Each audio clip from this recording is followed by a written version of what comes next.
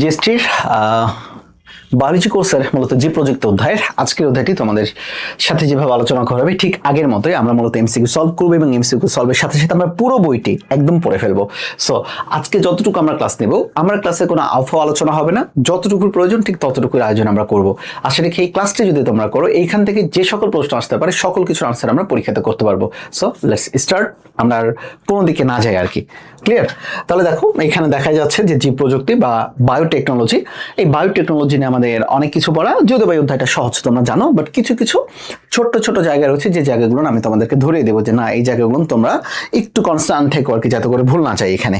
আচ্ছা, ওকে, ওয়ালাইকুম আসসালাম। চলো লেটস স্টার্ট। দেখো, টিস্যু কালচার পদ্ধতির জনক কাকে বলা হয়? একদমই খুবই কমন একটা প্রশ্ন, আমরা সবসময় জানি আর কি, মর্গান, হাভারল্যান্ড, এরপরে দেখো হোয়াইল ইত্যাদি। আমরা জানি টিস্যু কালচারের জনক কাকে বলা হচ্ছে বলো তো? টিস্যু কালচারের জনক বলা হচ্ছে হাভারল্যান্ড। কাকে বলা হচ্ছে? হাভারল্যান্ড। ওকে, অর্থাৎ আমাদের একের উত্তর হবে কি? খ। বাট এখানে লেখা রয়েছে, দেখো বিজ্ঞানী মর্গানের কথা বলা রয়েছে। বিজ্ঞানী মর্গান আমরা জানি টিস্যু কালচারের যে কোনো বিভাজনশীল অংশ, উদ্ভিদের যে কোনো বিভাজনশীল অংশ একটা থেকে অনেকগুলো তৈরি হয়ে যায় আর কি, তাই না? মানে এই যে একটা কোষ থেকে হাজার হাজার কোষ তৈরি হয়ে যাচ্ছে, ইন্টারস্টেশিয়াল কোষের মতো, হাইডার যে ইন্টারস্টেশিয়াল কোষ থাকে এর মতো, এই যে ক্ষমতা একটা থেকে হাজার হাজার তৈরি হয়ে যাচ্ছে, এই ক্ষমতাটাকে বলা হচ্ছে টটিপটেন্সি, যেটা হাইডার ক্ষেত্রেও ছিল। তাহলে মর্গান একটা ক্ষমতার নাম বলেন যেটার নাম হচ্ছে কি? টটিপটেন্সি। তাহলে বলো ক্ষমতার নামটা কি? টটিপটেন্সি। তাহলে বলো ক্ষমতার নামটা কি বলো তো? Morgan totipotency, potency. তাহলে আমরা জানি যে মর্গানের যে ক্ষমতা, মর্গানের ক্ষমতা বলতে উদ্ভিদে যে একটা কোষ থেকে হাজার হাজার কোষ হওয়ার যে ক্ষমতা, এটাকে বলা হচ্ছে টটিপটেন্সি। এই কথাটা বলেছেন মর্গান। আর এই যে দেখো টিস্যু কালচার পদ্ধতির জনক বলা হচ্ছে বিজ্ঞানী হাভারল্যান্ডকে, বিজ্ঞানী হাভারল্যান্ডকে। ওকে, তোমরা অনেকে উত্তর দিচ্ছ আর কি, এটা আমি জানি তোমরা পারবা। চলো এরপর আমরা একটু 2 নম্বরের দিকে যাই। দেখো blue biotechnology. Blue biotechnology, blue মানে নীল। তাহলে বলো তো নীল টেকনোলজি থাকে কোথায়? নীল মানে হচ্ছে সাগরের রাশি, সাগরের যে পানি, পানির কালার হচ্ছে নীল। তাহলে ব্লু বায়োটেকনোলজি কোথায় হবে? সামুদ্রিক এবং স্বাদু পানি জীবের ক্ষেত্রে বায়োটেকনোলজির প্রয়োগ, এটাকে বলা হবে মূলত ব্লু বায়োটেকনোলজি। তাহলে রাইট অ্যান্সার 2 এর ক। এছাড়াও রয়েছে দেখো চিকিৎসা ক্ষেত্রে। আচ্ছা, আমরা জানি একটা ছিল গ্রিন, একটা ছিল ব্লু, একটা ছিল রেড বায়োটেকনোলজি। আচ্ছা বলতো গ্রিন মানেটা কি বলতো? গ্রিন মানে শস্য, সবুজ, শাকসবজি, যা কিছু বলাই, মানে যা কিছু বলি না কেন, তাহলে কৃষি ক্ষেত্রে যেটা মানে প্রয়োগ করা হবে যে বায়োটেকনোলজি, সেটাকে বলা হবে কি? Green biotechnology. ওকে, যেটা সামুদ্রিক ক্ষেত্রে নীল, সমুদ্রের পানি নীল, এটাকে বলা হবে ব্লু বায়োটেকনোলজি। আর আমরা কি জানি বলতো? রক্তের কালার কি? লাল। আর আমাদের ডাক্তারদের অ্যাপ্রনের কালার কি? সাদা। অ্যাপ্রনের কালার কি বলতো? সাদা। তাহলে red and white, red and white, তাই না? তাহলে এটা হবে মূলত কোন ক্ষেত্রে বলতো? চিকিৎসা ক্ষেত্রে। কোন ক্ষেত্রে হবে বলতো? চিকিৎসা ক্ষেত্রে। চলো আমরা একটু পরে ফেলি, এরপরে দেখো red biotechnology. Red biotechnology, red মানে কি? লাল। তাহলে রক্তের কালার কি? লাল, তাই না? তাহলে এটা কোন ক্ষেত্রে হবে বলো? এটা হবে চিকিৎসা ক্ষেত্রে। কোন ক্ষেত্রে হবে? চিকিৎসা ক্ষেত্রে আর কি। অর্থাৎ 3-এর উত্তর হচ্ছে গ। 3-এর উত্তর কোনটা? গ। এরপরে দেখো টিস্যু কালচার প্রযুক্তির প্রাথমিক উদ্দেশ্য কি? টিস্যু কালচার প্রযুক্তির প্রাথমিক উদ্দেশ্য হচ্ছে যে কোনো বিভাজনশীল অংশ থেকে প্রচুর পরিমাণে চারা উৎপাদন করা, মানে একটা থেকে যেটা হাজার হাজার চারা উৎপাদন করতে পারি আর কি। তাহলে এর প্রাথমিক বা প্রধান উদ্দেশ্য হচ্ছে কোনটা? বেশি টিস্যু উৎপাদন করে নতুন জাতের সৃষ্টি করে না। টিস্যু কালচারে নতুন জাতের সৃষ্টি হয় না। টিস্যু কালচারে মূলত কি হয় বলতো? যে টিস্যুটা আমরা লাগাবো সেটাই হাজার হাজার ক্লোন তৈরি হবে, উন্নত মানের বীজ উৎপাদন করে না। এটাও টিস্যু কালচারের মাধ্যমে হয় না। টিস্যু কালচারে শুধু একটাই কাজ করে, সেটা হচ্ছে ক্লোন তৈরি করা বা তার সংখ্যা বৃদ্ধি করা। কোনো তার বৈশিষ্ট্যে পরিবর্তন আনে না, উন্নত বা অবনত করে না, কিছুই করে না। তাহলে বিভাজনক্ষম অঙ্গ থেকে নতুন চারা উৎপাদন, এটাই হইতেছে মূলত আমাদের টিস্যু কালচারের মুখ্য উদ্দেশ্য। 4-এর উত্তর হচ্ছে কত বলো? 4-এর উত্তর হচ্ছে 4। ওকে, চল আসি, এখানে লেখা রয়েছে ইত্যাদি ইত্যাদি ব্যাখ্যা। 5, কোন প্রক্রিয়ায় রোগমুক্ত উদ্ভিদ সৃষ্টি করা যায়? গতকাল আমি যখন তোমাদেরকে পড়িয়েছিলাম তখন একটা ছিল, দেখো ভাজক টিস্যু ছিল না? আবার এই ভাজক টিস্যুকে আমরা বলেছিলাম মেরিস্টেম। কি বলেছিলাম বলতো? মেরিস্টেম। তাহলে মেরিস্টেম থাকে উদ্ভিদের শীর্ষে। তাহলে একমাত্র এটা খুবই গুরুত্বপূর্ণ, রোগমুক্ত উদ্ভিদ সৃষ্টি করা হয় কোন কালচারের মাধ্যমে? এটা হবে মূলত মেরিস্টেম কালচারের মাধ্যমে। বলো উত্তর বলো, কোন কালচারের মাধ্যমে? মেরিস্টেম কালচারের মাধ্যমে মূলত রোগমুক্ত উদ্ভিদ সৃষ্টি করা হয়। তাহলে বলো রোগমুক্ত উদ্ভিদ সৃষ্টি করা হয় কোথায়? রোগমুক্ত উদ্ভিদ সৃষ্টি করা হয় মূলত কিসের মাধ্যমে বলতো? মেরিস্টেম কালচারের মাধ্যমে। আমাকে আবার বলো কোন কালচারের মাধ্যমে? মেরিস্টেম কালচারের মাধ্যমে মূলত রোগমুক্ত উদ্ভিদ আমরা কি করতে পারি বলো? রোগমুক্ত উদ্ভিদ আমরা মূলত সৃষ্টি করতে পারি। তাহলে এটা কিন্তু পরীক্ষাতে বেশ আসে আর কি। 5-এর উত্তর হচ্ছে তোমরা দিচ্ছ কত? ডি। অফকোর্স 5-এর উত্তর ডি। চলো আসি এরপরে দেখো 6, সজীব উদ্ভিদ কোষের পূর্ণাঙ্গ উদ্ভিদে পরিণত হওয়ার অন্তর্নিহিত ক্ষমতাকে কি বলা হয়? এই যে দেখো ক্ষমতার কথা বলেছে, অন্তর্নিহিত ক্ষমতা। ক্ষমতাকে আমরা একটু আগে প্রথম এমসিকিউ বলেছিলাম, বিজ্ঞানী মর্গান একটা ক্ষমতার কথা বলেছেন উদ্ভিদের, যে একটা কোষ থেকে হাজার হাজার কোষ হতে পারে। সেটাকে কি বলা হয় বলতো? সেটাকে কিন্তু বলা হয় টটিপটেন্সি। তাহলে পূর্ণাঙ্গ উদ্ভিদে পরিণত হওয়ার অন্তর্নিহিত ক্ষমতাকে বলা হচ্ছে কি? সেটা হচ্ছে টটিপটেন্সি। আর টটিপটেন্সি কোন বিজ্ঞানী নামকরণ করেন? বিজ্ঞানী মর্গান টটিপটেন্সি নিয়ে কাজ করেন। গুড। তাহলে 6-এর উত্তর হচ্ছে 1। 6-এর উত্তর কত? 1। চলো 7 নম্বরে যাই। হ্যাপ্লয়েড মানে হচ্ছে এন। হ্যাপ্লয়েড মানে কি? এন। ক্লোনাল প্রপাগেশন করা হয় কোন টিস্যু কালচার করে? কোন টিস্যু কালচার করে? আমাকে এটা উত্তর দাও দেখে এটাতে। হ্যাপ্লয়েড ক্লোনাল প্রপাগেশন কালচার করা হয় কোন মানে ক্লোনাল করা হয় কোন টিস্যু কালচার করে? শস্য, ভ্রূণ, প্রোটোপ্লাস্ট বা পরাগরেণু?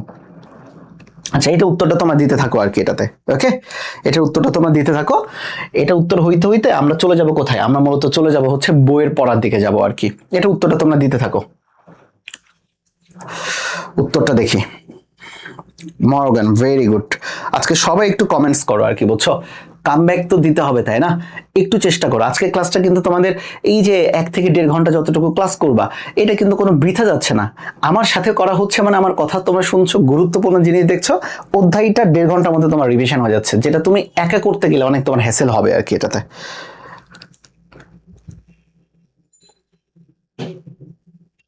ওকে, তানজিম উত্তর দিয়েছে। আচ্ছা ঠিক আছে, সামনে উত্তর দিয়েছে, পলি আক্তার উত্তর দিয়েছে। আচ্ছা ঠিক আছে, ওকে, উত্তরটা দিতে থাকো সাথে।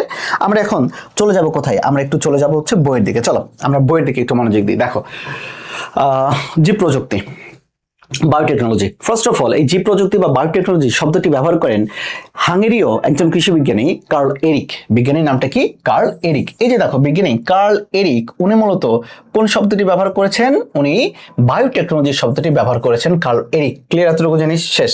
এখানে দুইটা কথা বলা রয়েছে, সেটা হচ্ছে প্রাচীনতম জীব প্রযুক্তি কোনটা? মাথায় মনে রাখবা, প্রাচীনতম জীব প্রযুক্তি দুইটা।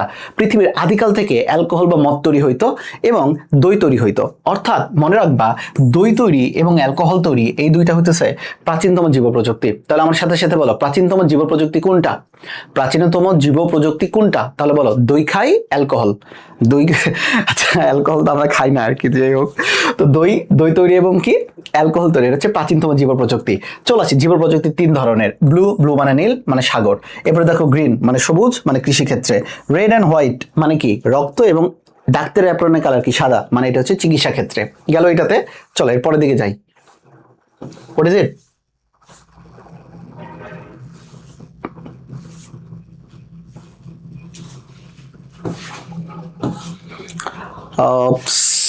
বলা হয়, আচ্ছা একটু ওয়েট করো, একটু ওয়েট করো।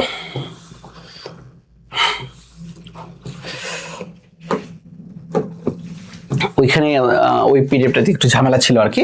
চলে আসে পরের দিকে আর কি। দেখো এখানে জীব প্রযুক্তির গুরুত্ব, অবদান অনেক কিছু দেওয়া রয়েছে, কোন কোন ক্ষেত্রে ব্যবহার করা হয়। এখানে একটা কথা লেখা রয়েছে, দেখো চিকিৎসা ক্ষেত্রে। ভাই চিকিৎসা ক্ষেত্রে একটা কথা তোমরা খুঁজে পাবা, ইন্টারফেরন। কি ফেরন বলো তো? কি কথা বলছি এখানে আমি? ইন্টারফেরন। ইন্টারফেরন গুরুত্বপূর্ণ কাজ করে। এই বেটা কি করে জানো? এই বেটা ক্যান্সার, কি বলা হয়েছে বলো তো? ক্যান্সার ও কার প্রতিষেধক হিসেবে কাজ করে? ক্যান্সার এবং ভাইরাস। তাহলে এটা ক্যান্সার এবং ভাইরাসকে মারে। ক্যান্সার এবং ভাইরাসকে কি মারবে বলো তো? ইন্টারফেরন। ওকে, এরপরে দেখো টিস্যু কালচার। টিস্যু কালচার করা হইতেছে কোন কোন জায়গা থেকে? উদ্ভিদের যে কোনো বিভাজনশীল অংশ থেকে। যেমন কি কি হতে পারে? শীর্ষমুকুল, কক্ষমুকুল, কচি পাতা, পাপড়ি। আমার সাথে সাথে বলো, শীর্ষমুকুল, কক্ষমুকুল, কচি পাতা এবং কি বলতো? পাপড়ি। এই জায়গাগুলো থেকে মূলত কি করা হচ্ছে? টিস্যু কালচার করা হচ্ছে। কি করা হচ্ছে বলো? টিস্যু কালচার এই জায়গাগুলো থেকে করা যায়। এবং এই যে টিস্যু কালচারের ক্ষেত্রে দেখো, বিজ্ঞানী মর্গান সর্বপ্রথম মত প্রকাশ করেন যে এদের একটা অন্তর্নিহিত ক্ষমতা রয়েছে। এই ক্ষমতাটাকে বলা হচ্ছে টটিপটেন্সি। এই ক্ষমতাকে বলা হচ্ছে টটিপটেন্সি। এবং আমরা উদ্ভিদের ছোট্ট একটা অংশ নিয়ে সেখান থেকে হাজার হাজার কোষ তৈরি করি এবং অনেক বড় একটা গাছ তৈরি হয়ে যায়।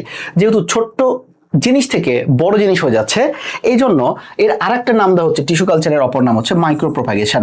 ভাই মাইক্রো মানে ছোট আর প্রোপাগেট মানে বড় করা, তাহলে ছোট জিনিস থেকে অনেক বড় জিনিস হয়ে যাচ্ছে। এই জন্য টিস্যু কালচারের অপর নামটা কি বলো? Micropropagation. Micropropagation. Is it clear two?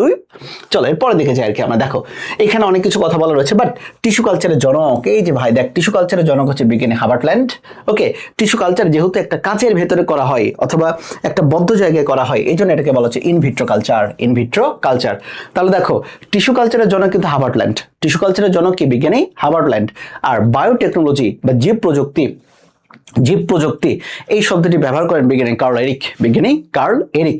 ওকে, চলো এইখানে দেখে তেমন গুরুত্বপূর্ণ কোনো কিছু নাই এটাতে। আচ্ছা ওকে, এইখানে দিকে চলে আসো আর কি। দেখো টিস্যু কালচার পদ্ধতি ধাপসমূহ, অনেকগুলো ধাপ রয়েছে, 8 থেকে 9টা ধাপ। প্রথমে দেখো মাতৃ উদ্ভিদ বা এক্সপ্ল্যান্ট নির্বাচন। এক্সপ্ল্যান্ট নির্বাচন করলাম। 2 নম্বরে দেখো কালচার মিডিয়াম বা আবাদ মাধ্যম তৈরি। প্রশ্ন আসবে এখান থেকে।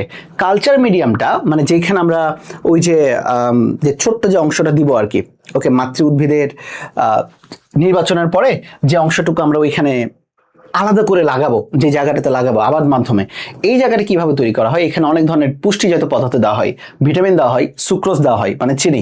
সুক্রোজের পরিমাণটা পরীক্ষাতে আসবে 2 থেকে 4%। কত পার্সেন্ট? 2 থেকে 4%। এছাড়াও থাকবে ফাইটো হরমোন। ভাই ফাইটো মানে কি? ফাইটো মানে উদ্ভিদ, তাহলে উদ্ভিদের হরমোন থাকবে। এছাড়াও ওই জায়গাটা জেলির মতো যাতে একটু থকথকে হয়, জেলির মতো যাতে একটু ঘন হয়, এই জন্য সেখানে যোগ করা হয় আগার আগার বা এগার এগার, যেটাই বলি না কেন, এটাই মিলে মূলত একটা মিডিয়াম তৈরি করে, এবং এটাকে বলা হয় বেজাল মিডিয়াম। বেজাল মানে কি? মানে একদম বেস মানে হইতেছে ভিত্তি মিডিয়াম, এবং এই ভিত্তি মিডিয়ামের একটা নির্দিষ্ট পিএইচ থাকে 5.5 থেকে 5.8। তাহলে এখানে গুরুত্বপূর্ণ জিনিস সুক্রোজ কত পার্সেন্ট? 2 থেকে 4। আমার সাথে বলো, সুক্রোজ কত পার্সেন্ট? 2 থেকে 4। আর পিএইচ কত? 5.5 থেকে 5.8। খুবই গুরুত্বপূর্ণ জিনিস। চলে আসো 3 নাম্বার জীবাণুমুক্তকরণ। এখানে একটু খেয়াল করো, এটা কিন্তু নির্বীজকরণ, নির্জীব না। জীবাণুমুক্তকরণ মানে কিন্তু নির্জীবকরণ না, নির্বীজকরণ। খেয়াল করো, নির্বীজকরণ। ক্লিয়ার? এখানে আমাদের ওই আবাদ মাধ্যমটাকে টোটালি জীবাণুমুক্তকরণ করা হয়, এবং জীবাণুমুক্তকরণ করার জন্য আমরা সেখানে একটা যন্ত্র ব্যবহার করি, সেটা হচ্ছে অটোক্লেভ যন্ত্র। এবং আমরা যখন ওটি রুমে থাকি, আমাদের ওটি রুমেও কিন্তু অটোক্লেভ মেশিন থাকে। বিভিন্ন ধরনের ইকুইপমেন্টসগুলো অটোক্লেভিং এর মাধ্যমে জীবাণুমুক্তকরণ করা হয়। এই অটোক্লেভ থেকে তো আমাদের প্রশ্ন ধরে রাখো চলে আসছে আর কি। এই অটোক্লেভে 3টা জিনিস থাকে, একটা হচ্ছে টেম্পারেচার, একটা প্রেশার এবং একটা হচ্ছে টাইম। ওকে, টেম্পারেচার 121 ডিগ্রি। তাহলে অটোক্লেভ যন্ত্রে খেয়াল করো, অটোক্লেভ যন্ত্রে টেম্পারেচার কত ডিগ্রি ভাই? 121 ডিগ্রি সেলসিয়াস। ভুল যাবে কোথায়? চাপে। চাপ মানে প্রেশার, প্রেশার কত পাউন্ড? 15 পাউন্ড। আর টাইম কত মিনিট? 20 মিনিট। এই 15 আর 20 এর মধ্যে ভুল যাবে। বলা হবে চাপ কত, দিয়ে দিল 15 পাউন্ড নাকি 20 পাউন্ড, মাথার মধ্যে তো একদম ঘুরবে, কিরে 15 হবে নাকি 20 হবে। চলো তোমাদের একটু জাস্ট একটা জিনিস বলি। আচ্ছা বলো তো 20-এর ইংরেজি কি? 20-এর ইংরেজি হইতেছে পয়জন। না পয়জন না, 20 20, নাম্বার 20। তাহলে 20 প্রথম অক্ষর কি বলো তো? টি। তাহলে টি ফর টাইম। টি মানে কি বুঝায় আর কি? আমরা বলো টাইম। তাহলে টাইম 20। আমার সাথে বলো টাইম 20, টাইম 20, টাইম 20। তাহলে সময় লাগবে 20 মিনিট। তাহলে চাপ কত? 15 পাউন্ড। আর আমরা temperature 121 degree Celsius. 121 degree Celsius. এরপরে দেখো মিডিয়ামে এক্সপ্ল্যান্ট বা টিস্যু স্থাপন করলাম, ক্যালাস সৃষ্টি এবং সংখ্যা বৃদ্ধি। এখন ক্যালাসটা কি জিনিস? ওই যে অংশটুকু আমরা নিলাম, নেওয়ার পরে ওইটাকে যে আমরা একটা প্রোপাগেট করবো, ওটা যে একটু খাওয়া দাওয়া করে একটু বড় হয়ে যাবে, এটাকে বলা হচ্ছে ক্যালাস। এই ক্যালাস থেকে মূলত আস্তে আস্তে হাজার হাজার কোষ তৈরি হবে আর কি। যখন ক্যালাস সৃষ্টি বা সংখ্যা বৃদ্ধি করবো, তখন দেখো মিডিয়ামে এক্সপ্ল্যান্ট তথা টিস্যু স্থাপনের পর পাত্রটিকে একটা বৈদ্যুতিক আলোর মধ্যে রাখা হয়, এবং ওই আলোর আমরা জানি লাক্স, আলোর প্রবাহের একক। লাক্স থাকে কত বলতো? 3000 থেকে 5000 লাক্স। ওকে, টেম্পারেচার থাকে কত ডিগ্রি বলতো? 17 থেকে 20 ডিগ্রি সেলসিয়াস। এবং আপেক্ষিক আর্দ্রতা থাকে কত? 70 থেকে 75। তাহলে একটা জিনিস খেয়াল করো, যখন আমরা ক্যালাস সৃষ্টি এবং তার সংখ্যা বৃদ্ধি করব, তখন তাকে যে আলোটা দেওয়া হবে, ওই আলোটার কত লাক্স বলতো? 3000। ওকে, কত লাক্স? 3000 থেকে 5000 লাক্স। টেম্পারেচার কত? 17 থেকে 20 ডিগ্রি সেলসিয়াস, এবং আপেক্ষিক আর্দ্রতা 70 থেকে 75% থাকতে হবে। চলো আসো ক্যালাস কাকে বলে। আগে বলছি মন্ড হইল এই যে দেখো ক্যালাস অবয়বহীন অবিন্যস্ত টিস্যু গুচ্ছকে বলা হয় ক্যালাস। এটা তোমরা যদি সৃজনশীল পড়তো তাহলে এটা ক নাম্বারে আসতো। ক্যালাস কাকে বলে? অবয়বহীন মানে বোঝা যাবে না যে আদৌ ওটা কিসের গাছ হইতেছে, বাট ওইটা কি? অবয়বহীন অবিন্যস্ত টিস্যুগুচ্ছ, মানে একটা থেকে অনেকগুলো টিস্যুগুচ্ছ হয়ে গেছে, ওটাকে বলা হচ্ছে ক্যালাস। গেল এটাতে। এবারে দেখো 6 নম্বর মূল উৎপাদক মাধ্যমে স্থানান্তর ও চারা উৎপাদন। 7 নম্বর চারা টবে স্থানান্তর। 8 নম্বর প্রাকৃতিক পরিবেশে তথা মাঠ পর্যায়ে স্থানান্তর। তাহলে বলো টিস্যু কালচারের ধাপ কয়টা? সরাসরি আসবে, টিস্যু কালচারের ধাপ হচ্ছে 8টা। আমার সাথে বলো টিস্যু কালচারের ধাপ কয়টা? 8টা। টিস্যু কালচারের ধাপ কয়টা? 8টা। ওকে, এরপর দিকে একটু চলে আসে আর কি। দেখো টিস্যু কালচারের এখানে কি কি সুযোগ সুবিধা বা তাদের গুরুত্বের কথা বলেছে। হুবহু মাতৃগুণগুণ সম্পর্ক তার মানে সম্পূর্ণ চারা উৎপাদন বা মাইক্রো প্রপাগেশন। যেমন কি কি হতে পারে, থুজা এবং সাগরকলা উদাহরণ দিছে, লাগবে না আর কিছু। রোগমুক্ত চারা উৎপাদন, আমরা জানি রোগমুক্ত চারা উৎপাদন করা হয় কোন স্টেমের মাধ্যমে বলো তো, তোমরা জানো মেরি স্টেমের মাধ্যমে। তাহলে মেরি স্টেম, তাহলে যদি কখনো রোগমুক্তের কথা আসে, রোগমুক্ত মানে মেরি স্টেম, রোগমুক্ত মানে কি মেরি স্টেম। চারা উৎপাদন, বিলুপ্তপ্রায় উদ্ভিদ সংরক্ষণ ইত্যাদি ইত্যাদি ইত্যাদি। Protoplast fusion, cybrid. শুধু দেখো সাইটোপ্লাজমের মিলনের যে সৃষ্টি হয়, উদ্ভিদটা সৃষ্টি হয়, তাকে হাইব্রিড না বলে আমরা বলি কি সাইব্রিড। তাহলে সাইব্রিড মানে কিসের তাদের মধ্যে সম্পর্ক হবে, সাইটোপ্লাজমের মধ্যে সম্পর্ক হলে সেটাকে বলা হবে সাইব্রিড। এখানে দেখো লেখা রয়েছে pomato, potato plus tomato, potato plus tomato. আলু ও টমেটো উদ্ভিদের প্রোটোপ্লাস্ট ফিউশন সৃষ্টি করে নতুন একটা উদ্ভিদ তৈরি করা হয়েছে যার নাম হইতেছে পমেটো। দেখো প্রোটোপ্লাস্ট ফিউশন তৈরি করা হয়েছে যার নাম পমেটো, এবং এটাকে বলা হচ্ছে সোমাটোক্লোনাল ভেরিয়েশন। মেরিস্টেম কালচার, আগেই বলছি আর কি, মেরিস্টেম কালচারে একটা গুরুত্বপূর্ণ জিনিস, এখানে কোনো রোগ জীবাণু থাকে না। হ্যাপ্লয়েড উদ্ভিদ উৎপাদন করা মানে কি, হ্যাপ্লয়েড মানে এন। একটা জিনিস খেয়াল করি আর কি, দেখো মূলত উদ্ভিদ তৈরি হয় কিসের মাধ্যমে বলতো, শুক্রাণু এবং ডিম্বাণু মিলনের মাধ্যমে তৈরি হয় যে কোনো জিনিস, তাই না? কিন্তু হ্যাপ্লয়েড উদ্ভিদের ক্ষেত্রে এখানে ডিম্বাণুর কোনো দরকারই পড়ে না। এইখানে পুরুষ থেকেই মানে পুরুষ প্রজনন তন্ত্র থেকে নতুন উদ্ভিদ তৈরি হবে।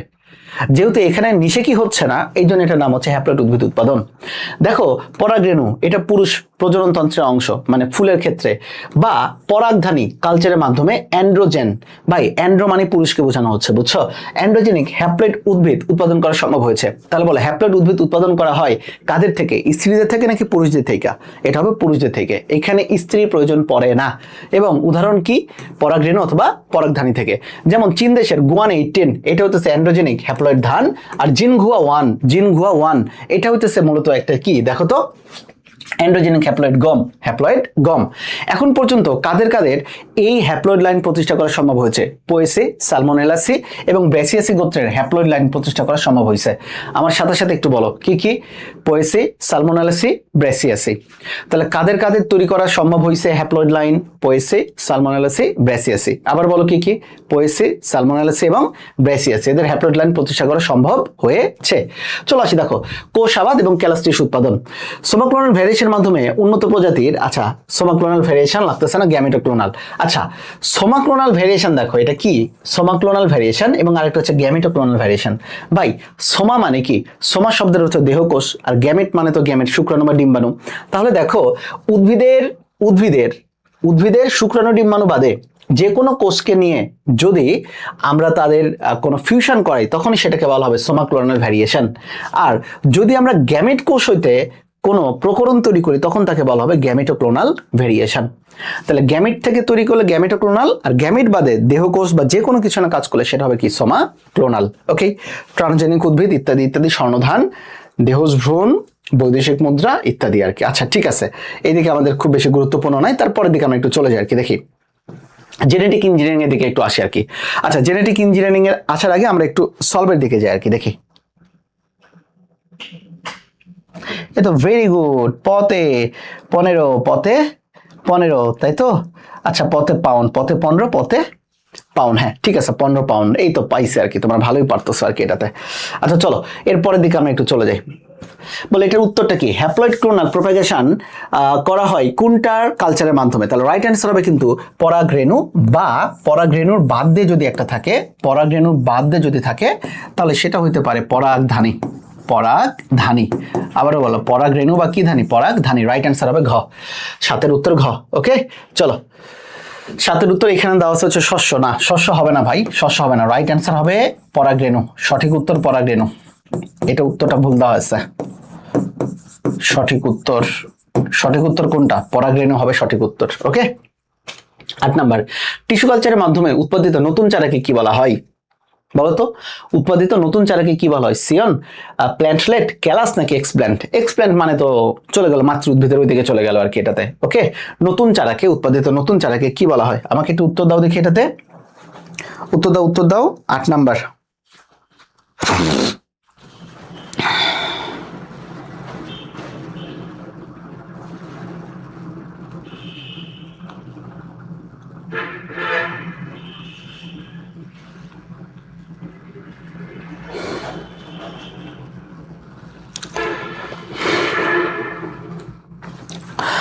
অবয়বহীন অবিন্যস্ত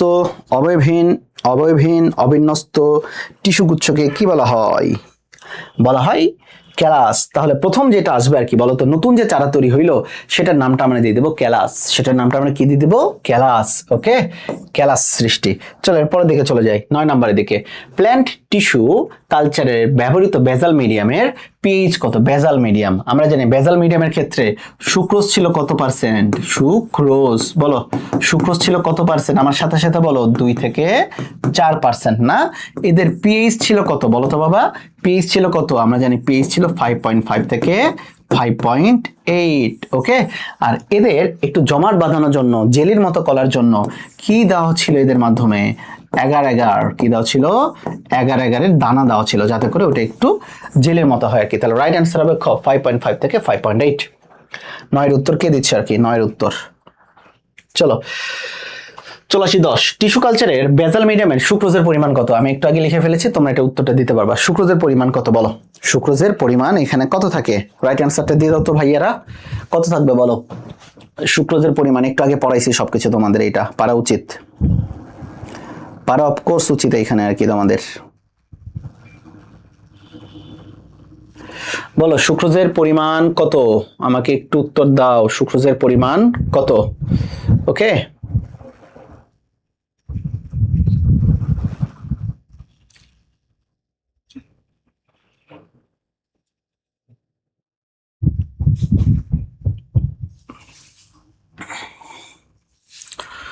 বলো বলো বলো, সুক্রোজের পরিমাণ কত?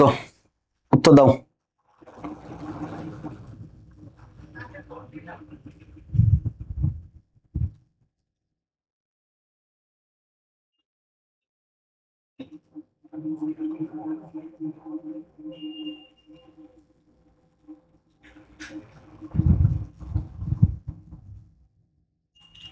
ভেরি গুড, 10-এর ডি, 2 থেকে 4%। সবাই উত্তর দিচ্ছ আর কি, এটা তোমরা পারো, বাচ্চারা খুবই ভালো পড়াশোনা করতেছে। 11 নম্বর চলে আসো।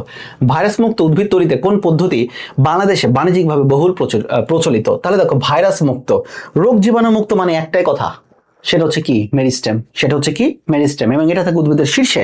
তাহলে রাইট অ্যান্সার হবে কোনটা? Meristem culture. তাহলে রোগ জীবাণু মুক্ত টিস্যু কালচার মানে মেরিস্টেম কালচার, অর্থাৎ 11-এর উত্তর হবে কত? 1। 11-এর উত্তর কত? 1। চলো এরপরের দিকে চলে যায় আর কি, দেখি 12 নম্বরের দিকে আমরা একটু যাই, দেখি 12 নম্বর কি বলেছে। জীব প্রযুক্তির মাধ্যমে কোন জাতের ধান থেকে সুপার রাইস উদ্ভাবন করা হয়েছে? আমরা জানি জীব প্রযুক্তির মাধ্যমে কোন মানে জাতের ধান থেকে এটা তৈরি করা হয়েছে, সেটা হচ্ছে জ্যাপনিকা ধান। সেটা হচ্ছে কোন ধান বলতো? জ্যাপনিকা ধান। এবং এই ধানে মূলত একই সাথে থাকে কি বলতো? ভিটামিন এ থাকে, যাতে করে রাতকানা রোগ নির্মূল করা যায়। আবার এখানে থাকে মূলত আয়রন। কি থাকে? আয়রন, যাতে করে মহিলাদের যে অ্যানিমিয়া হয় সেটাও যাতে প্রতিরোধ করা যায়। অর্থাৎ এই জ্যাপনিকা ধানের চাল খেলে ভিটামিন এর অভাবও পূরণ হবে এবং আয়রনের যে অভাব এইটাও পূরণ হবে। ক্লিয়ার? তাহলে জ্যাপনিকা ধান থেকে এটা আমরা পাই আর কি। চলো এরপরের দিকে যাই আর কি, সেটা হচ্ছে 13 সুপার রাইস ধানে কোন ভিটামিন থাকে? একটু আগে বলে দিলাম ভাই, সুপার রাইসে থাকে ভিটামিন কোনটা? A B C D. Vitamin থাকে এ, এবং কোন পদার্থ থাকে বলতো যেটা অ্যানিমিয়াকে রোধ করে? সেটা হচ্ছে আয়রন। সেটা হচ্ছে কি? আয়রন। তাহলে একটা চাল খেলেই, মানে এক প্রজাতির চাল খেলেই একই সাথে আমাদের আয়রনের অভাবও পূরণ হবে, একই সাথে চোখের যে ভিটামিনের অভাব এটাও পূরণ হবে। তাহলে রাইট অ্যান্সার হবে কোনটা? Vitamin A. 13-এর উত্তর হচ্ছে ক। 14 নম্বর যাই, পরাগধানী কালচারের মাধ্যমে কোন উদ্ভিদ উৎপাদন হয়? পরাগধানী অলরেডি পড়ানো শেষ। পরাগধানী অথবা পরাগ রেণু, পরাগধানী অথবা কি? পরাগ রেণু, এই দুইটা কালচারের মাধ্যমে যে উদ্ভিদ উৎপাদন হবে সেটাকে আমরা কোন লাইন বলেছিলাম বলো? হ্যাপ্লয়েড। কোন লাইন বলেছিলাম? হ্যাপ্লয়েড। হ্যাপ্লয়েড মানে হচ্ছে সেন। কোন লাইন? Haploid line. অর্থাৎ 14-এর উত্তর হচ্ছে কোনটা? 14-এর উত্তর হচ্ছে আমাদের 2। চলো 15 নম্বরে যাই। ইনভিট্রো কালচারের মাধ্যমে প্রাপ্ত ভেরিয়েশন কি বলা হয়? ভাই যেটা ইনভিট্রো সেটা মূলত টিস্যু কালচার। সেটা মূলত কি কালচার বলতো? Tissue culture. ওকে, এখানে মূলত কোনটা পাই? এখানে দেখো জেনেটিক ইঞ্জিনিয়ারিং, না, মিউটেশন মানে তো সেখানে কি ঘটবে বলো? জেনেটিক যে পদার্থ সেটার বা বৈশিষ্ট্যের পরিবর্তন ঘটবে। জেনেটিক ইঞ্জিনিয়ারিং এও বৈশিষ্ট্যের পরিবর্তন ঘটবে। তাহলে কি সমাক্লোনাল ভ্যারিয়েশন নাকি ইনভিট্রো ভ্যারিয়েশন? ইনভিট্রো ভ্যারিয়েশন বলে কোনো কথা নাই। এখানে তুমি ইনভিট্রো পাইছো বলে তুমি দিয়ে দেবে ইনভিট্রো ভ্যারিয়েশন, না, ইনভিট্রো ভ্যারিয়েশন বলে কথা নাই। তোমার বইয়ে দেওয়া রয়েছে দুইটা ভ্যারিয়েশন, একটা গ্যামেটোক্লোনাল ভ্যারিয়েশন আর একটা ছিল সোমাক্লোনাল ভ্যারিয়েশন। তাহলে যেহেতু এখানে একটা ভ্যারিয়েশনের কথাই দেওয়া রয়েছে রয়েছে, তাহলে এটা হবে কোনটা? Somaclonal variation. কোন clonal variation? Right answer somaclonal variation. 15 উত্তর। 15 উত্তর হচ্ছে খ। 15 উত্তর কোনটা? খ। ভেরি গুড, সবাই ভালো উত্তর দিচ্ছে। 16 নাম্বার, কৃত্রিম সংক্রায়নের চতুর্থ ধাপ কোনটি? ভাই এই প্রশ্নটা একটা অ্যাটিপিক্যাল প্রশ্ন, বুঝছো? 4 নাম্বার ধাপ কোনটা এটা মনে থাকে কি পরীক্ষাতে? বাট প্রশ্নটা আসার মতো এবং আসছিল একটাবার, যার জন্য আমি একটু তুলে দিচ্ছি। এটার মূলত একদম তোমাকে একটু মুখস্থ করতে হবে, কিছু করার নাই আর কি এটাতে। ইন্টারনাল যে ধাপ, এই ধাপের মধ্যে চতুর্থ ধাপ হচ্ছে মূলত ব্যাগিং, এবং এদের ধাপের কথা বলা রয়েছে 16 নাম্বার প্রশ্নে। যে ধাপগুলো ছিল দেখো, প্যারেন্ট নির্বাচন 1, তারপর কৃত্রিম স্বপরাগায়ন 2, 3 নাম্বার দেখো ইমাস্কুলেশন, ইমাস্কুলেশন ছিল 3 নাম্বার, ব্যাগিং কত নাম্বার? 4 নাম্বার, ক্রসিং কত নাম্বার? 5 নাম্বার, লেবেলিং কত নাম্বার? 6 নাম্বার, বীজ সংগ্রহ 7 নাম্বার, বীজ বপন 8 নাম্বার, F1 বংশধরের ব্যবহার এবং নতুন প্রকরণ সৃষ্টি মানে কত নাম্বার? 9 নাম্বার। তাহলে একটা জিনিস খেয়াল করো, কৃত্রিম সংক্রায়নের ক্ষেত্রে আমাদের যে ধাপ হইতেছিল কয়টা? 9টা ধাপ। 9টা ধাপের মধ্যে 3 নাম্বার ধাপ কি? ইমাস্কুলেশন। 4 নাম্বার ধাপ কি? ব্যাগিং। 5 নাম্বার ধাপ কি? ক্রসিং। আর 6 নাম্বার ধাপের নাম হইতেছে দেখো লেভেলিং। 6 নাম্বার কোনটা? লেভেলিং। তাহলে বলো ইমাস্কুলেশন কত? ইমাস্কুলেশন মানেটা কি জানো? তার যে পুংস্তবক থাকে টোটালি পুরুষত্বহীন করে দেওয়া। ইমাস্কুলেশন মানে ওই ফুলটাকে পুরুষত্বহীন করে দেওয়া আর কি। তাহলে ইমাস্কুলেশন কয় নাম্বার? 3। ওকে, ব্যাগ করবো কয় নাম্বারে? 4। ব্যাগিং কত? 4। 5 নাম্বারে কি করবো আর কি বলো? 5-এ করতেছে ক্রস। 5 দিয়ে কি করতেছি? ক্রসিং করতেছি। 5 ক্রস। আর 6 নাম্বারে করতেছে লেভেলিং। 6 নাম্বারে করতেছে কি? লেভেলিং। এটা একটু মাথায় রাখতে হবে। এটা মানে টিপিক্যাল প্রশ্ন না, এতটুকুই বললাম শুধু। চলো, রিকম্বিনেন্ট ডিএনএ টেকনোলজির প্রয়োগে সৃষ্টি নতুন জীবকে কি বলে? Recombinant DNA. ওকে, রিকম্বিনেন্ট, এটা কিন্তু টিস্যু কালচার না। রিকম্বিনেশন মানেই কি? নতুন করে একটা বৈশিষ্ট্য আবির্ভাব ঘটে। সেটাকে কি বলা হবে বলো তো? ক্লোন। ক্লোন মানে তো আমি এসে আমার 100টা শাকিল বানালে সেটাই ক্লোন, নতুন কোনো বৈশিষ্ট্য আসবে না। সাইব্রিড, সাইব্রিডও না। সাইব্রিড মূলত টিস্যু কালচারের ক্ষেত্রে। হাইব্রিড, এটাও টিস্যু কালচারের ক্ষেত্রে। তাহলে রাইট অ্যান্সার হবে কোনটা? ট্রান্সজেনিক। ট্রান্সজেনিক মানে জেনেটিক পদার্থের ট্রান্সফার হবে। তাহলে রাইট অ্যান্সার হবে ট্রান্সজেনিক। অর্থাৎ আমাদের 17-এর উত্তর হচ্ছে কোনটা বলো? ক, মানে ট্রান্সজেনিক। চলো 18 নম্বরের দিকে চলে যাই। রিকম্বিনেন্ট ডিএনএ তৈরির জন্য ধাপ রয়েছে কতটা? তাহলে দেখো, রিকম্বিনেন্ট ডিএনএ তৈরির জন্য ধাপ রয়েছে 8টা। আচ্ছা, তোমাদের একটা কথা বলি আর কি, দেখো সেটা হচ্ছে টিস্যু কালচার। একটু মাথায় রাখো ভাই, কোন culture? Tissue culture. Tissue culture. আর আরেকটা হচ্ছে রিকম্বিনেন্ট ডিএনএ। Recombinant DNA. তাহলে টিস্যু কালচার এটারও ধাপ হইতেছে 8টা। রিকম্বিনেন্ট ডিএনএ তৈরি এটারও ধাপ হইতেছে 8টা। তোমরা একটু মাথায় সেট করো, যদি সেট নাও থাকে শুধু আমার সাথে বলো। Tissue culture 8, recombinant DNA 8। Tissue culture 8, recombinant DNA 8। 3বার বলো, টিস্যু কালচার 8, রিকম্বিনেন্ট ডিএনএ কোনটা? 8। তাহলে রাইট অ্যান্সার হবে কোনটা ভাই বলো? রাইট অ্যান্সার হবে আমাদের 18-এর 8। 18-এর উত্তর কত ধাপ? 8টা ধাপ। চলো, রিকম্বিনেন্ট ডিএনএ কে অ্যাগ্রোব্যাকটেরিয়ামে স্থানান্তর করার জন্য কোন প্লাজমিড ব্যবহার করা হয়? ওকে, অ্যাগ্রোব্যাকটেরিয়াম। অ্যাগ্রোব্যাকটেরিয়াম। অ্যাগ্রোব্যাকটেরিয়ামে স্থানান্তর করার জন্য যে প্লাজমিডটা ব্যবহার করা হয়, এখানে তুমি হয় দিতে পারো ইকোলাই অথবা টিআই। ইকোলাই অথবা টিআই, বাট রাইট অ্যান্সার কোনটা বলো তো? রাইট অ্যান্সার মূলত টিআই। তাহলে অ্যাগ্রোব্যাকটেরিয়ামে কোন প্লাজমিড ব্যবহার করতেছে আর কি আমরা? Ti plasmid. কোন প্লাজমিড?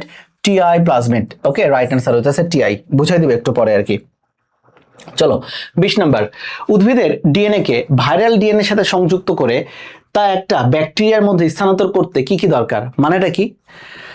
আমরা যখন তোমাদের ক্রসিং ওভার পড়াইছিলাম, ক্রসিং ওভারে একটা জায়গাকে কাটতে হয়, কাটাকাটির জন্য দরকার ছিল রেস্ট্রিকশন এনজাইম, তাই না? আর আরেকটা জায়গাকে কাটা জায়গায় জোড়া লাগাইতে হয়, লাগানোর কাজ করে কে? ঘটক এনজাইম, যাকে বলা হয় লাইগেজ এনজাইম। তাহলে কোন জায়গায় কাটাকাটি এবং জোড়া লাগার কাজ করবে রেস্ট্রিকশন এনজাইম এবং লাইগেজ এনজাইম। তাহলে চলো রাইট অ্যান্সার কোনটা হতে পারে আর কি? DNA ligase. Okay, ligase enzyme তো অবশ্যই লাগবে। ডিএনএ পলিমারেজ, না এটা হবে না উত্তর।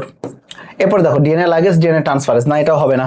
ডিএনএ লাইগেজ ডিএনএ হেলিকেজ, না এটাও হবে না। ডিএনএ লাইগেজ ডিএনএ গাইরেজ, এটাও হবে না। তাহলে হবে কোনটা? এইটা।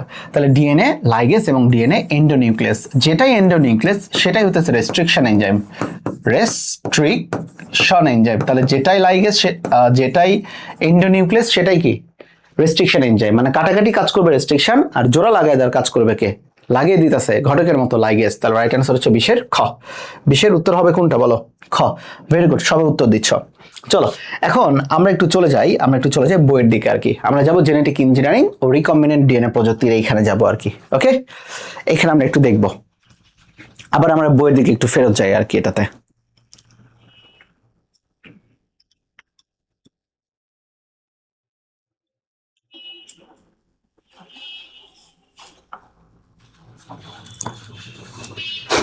হ্যাঁ, endonuclease are ligase. Endonuclease are ligase. Absolute right.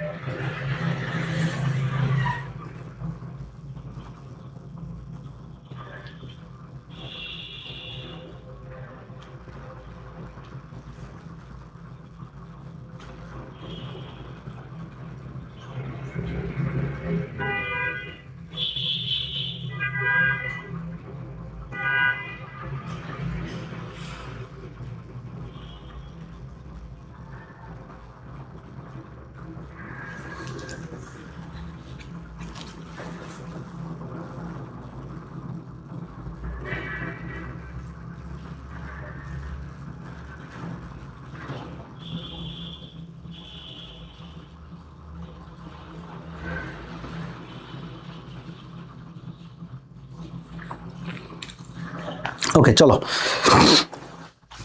শুরু করি আর কি। দেখো, জেনেটিক ইঞ্জিনিয়ারিং এবং recombinant DNA, first of all দেখে দেখো এখানে একটা যে কথাটা বলা রয়েছে যে জেনেটিক ইঞ্জিনিয়ারিং এই শব্দটা মূলত ব্যবহার করেন কে, এটা একটা সাল দরকার। এটা হচ্ছে দেখো 1951 সাল। সায়েন্স ফিকশনে জ্যাক উইলিয়ামসন সর্বপ্রথম তার ড্রাগনস আইল্যান্ড বইয়ে জেনেটিক ইঞ্জিনিয়ারিং শব্দটি ব্যবহার করেন। দেখছো কই থেকে ইতিহাস চলে আসছে আর কি, 1951 জ্যাক উইলিয়ামসন, বইয়ের নাম ড্রাগনস আইল্যান্ড, এবং এখানে তিনি ব্যবহারটা করেন জেনেটিক ইঞ্জিনিয়ারিং। এখানে কথা লেখা হচ্ছে জিএমও এবং জিইও, মানে এটা কি, জেনেটিক্যালি ইঞ্জিনিয়ার্ড অর্গানিজম, আর জিএমও মানে জেনেটিক্যালি মডিফাইড অর্গানিজম। যাই হোক, চলে আসি আর কি। দেখো এখানে বিভিন্ন ধরনের কথা বলা রয়েছে। আমাদের ক্ষেত্রে যে জেনেটিক ইঞ্জিনিয়ারিং এ যে দুইটা ব্যাকটেরিয়া সবচেয়ে বেশি ব্যবহার করা হয় তার মধ্যে আমাদের প্রিয় বড় ভাই ইকোলাই এবং অ্যাগ্রোব্যাকটেরিয়াম টিউমিফিকেন্স। অ্যাগ্রোব্যাকটেরিয়াম কি, টিউমিফিকেন্স, ওই যে টিআই মানে হচ্ছে টিউমিফিকেন্স।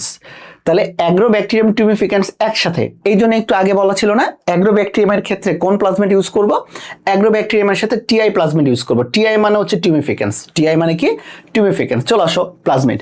আমরা জানি ব্যাকটেরিয়ার দেহে যে এক্সট্রা বৃত্তাকার ডিএনএ থাকে, দ্বিসূত্রক ডিএনএ থাকে, সেটাকে বলা হচ্ছে প্লাজমিড। এবং এই প্লাজমিডটা সর্বপ্রথম সন্ধান পান বিজ্ঞানী ল্যাডারবার্গ। তাহলে বলো ভাই, আমার সাথে বলো, প্লাজমিডের সন্ধান পান কে, ল্যাডারবার্গ। কোন বিজ্ঞানী, ল্যাডারবার্গ। এবং একটা কোষে প্লাজমিডের সংখ্যা থাকতে পারে 1 থেকে 1000 পর্যন্ত। কত পর্যন্ত বলো তো, 1 থেকে 1000 পর্যন্ত থাকতে পারে। গুরুত্বপূর্ণ জিনিস, এটা তোমাদের খ নাম্বারও আছে যে প্লাজমিডের বৈশিষ্ট্যগুলো লেখো। এর মধ্যে গুরুত্বপূর্ণ জিনিস এটা হচ্ছে বৃত্তাকার দ্বিসূত্রক ডিএনএ, আণবিক ভর 10⁶ থেকে 200 × 10⁶ ডাল্টন। প্লাজমিডে অল্প সংখ্যক জিন থাকে, এটা কিন্তু পরীক্ষার হলে দিয়ে দিতে পারে। নিচের কোনটি প্লাজমিড সম্পর্কে সত্য নয়? অল্প সংখ্যকের জায়গায় দিয়ে দেবে বেশি সংখ্যক জিন থাকে। তাহলে থাকে কি, অল্প সংখ্যক জিন। রেস্ট্রিকশন এনজাইম দ্বারা আদর্শ প্লাজমিডের নির্দিষ্ট স্থানগুলো কেটে ফেলা হয়, আমরা জানি রেস্ট্রিকশন দ্বারা কাটাকাটি করা হয়। আর লাইগেজের মাধ্যমে কি দেওয়া হয় বলতো, লাগিয়ে দেওয়া হয় আর কি। ক্লিয়ার? প্লাজমিডের ডিএনএ অণু স্বাধীনভাবে অনুলিপন করতে পারে বা রেপ্লিকেশন করতে পারে। আসো, প্লাজমিডের প্রকারভেদ মূলত 3 ধরনের, একটা এফ এবং এফ প্রাইম প্লাজমিড, আর প্লাজমিড, কোল প্লাজমিড। তাহলে বলো প্লাজমিড কয় ধরনের? প্লাজমিড হচ্ছে মূলত 3 ধরনের, এফ এবং এফ প্রাইম, আর এবং কোল। ভাই এফ মানে হইতেছে ফার্টিলিটি। ভাই ফার্টিলিটি মানেটা কি বলতো? ফার্টিলিটি মানে হইতেছে বাচ্চা জন্মদান করার ক্ষমতা, মানে কি যৌন প্রজনন বা যৌন জননে কোনো কিছু কাজ করতেছে। তাহলে দেখো এফ এবং এফ প্রাইম এটি ব্যাকটেরিয়াদের কি তৈরি করে, পিলি তৈরি করে, যা যৌন জননে সহায়তা করে। আমরা জানি পিলি থেকে একটা রোগ হয়, গতদিনের আমি পড়িয়েছিলাম, সেটা হচ্ছে গনোরিয়া, একটা সেক্সুয়ালি ট্রান্সমিটেড ডিজিজ যার নাম হচ্ছে গনোরিয়া। এটা তৈরি করে পিলি, এবং পিলি মূলত কোন জননে সহায়তা করে, যৌন জননে সহায়তা করে। চলো আর প্লাজমিড, আর মানে রেজিস্ট্যান্স, এবং এইটা কার বিরুদ্ধে রেজিস্ট্যান্স করে জানো? অ্যান্টিবায়োটিকের বিরুদ্ধে। কয়টি অ্যান্টিবায়োটিক? 6টি অ্যান্টিবায়োটিক। এই জন্য লেখা রয়েছে আর6 প্লাজমিড 6টি গুরুত্বপূর্ণ অ্যান্টিবায়োটিক প্রতিরোধ করতে সক্ষম তারা। তাহলে আর মানে রেজিস্ট্যান্স, কয়টা বিরুদ্ধে রেজিস্ট্যান্স করে? 6টা বিরুদ্ধে। কয়টা বিরুদ্ধে বলো? 6টা বিরুদ্ধে। ওকে, আর কোল প্লাজমিড, ওই যে ভিব্রিও কলেরি, এদের থাকে কোল প্লাজমিড। ওকে, কোল প্লাজমিড। তাহলে দেখো কোল প্লাজমিডে দেখো কোলেসিন উৎপাদনকারী জিন থাকে, এবং দেখো আরেকটা থাকে হচ্ছে ভিব্রিওসিন। আরেকটা কি বলতো? ভিব্রিওসিন। ভিব্রিওসিন সংবেদনশীল ভিব্রিও কলেরি কোষকে ধ্বংস করে দেয়, কারণ ওই যে ডায়রিয়া তৈরি করে, পানির মাধ্যমে ছড়ায় ভিব্রিও কলেরি বা কলেরা। তাহলে একটা থাকে কি বলতো, কোল প্লাজমেটে কোলিসিন থাকে, আর একটা কি থাকে বলতো, ভিব্রোসিন থাকে। হয়েছে এই জায়গাটাতে, গুড। আর প্লাজমেট মূলত অত্যন্ত উপযোগী বাহক। প্লাজমেটকে আমরা মূলত কি হিসেবে ব্যবহার করি আর কি বলতো, বাহক হিসেবে ব্যবহার করি। চলো, রিকম্বিনেন্ট ডিএনএ প্রযুক্তির ধাপ 1 2 3 4 5 6 7 8। তাহলে বলো রিকম্বিনেন্ট ডিএনএ প্রযুক্তির ধাপ ছিল কয়টা? 8টা। টিস্যু কালচারের ধাপ ছিল কয়টা? 8টা। তাহলে দুইটারই 8টা কইরা। ওকে, চলো আসি জায়গায় গুরুত্ব একটু দেখে নিও এটাতে। এরপরে এখানে আমাদের লাগবে না খুব বেশি। ওকে, এই জায়গার দিকে একটু চলে আসো আর কি। দেখো, রেস্ট্রিকশন এনজাইম, কাটাকাটির এনজাইম, এটাকে বলা হচ্ছে সূক্ষ্ম ছুরিকা।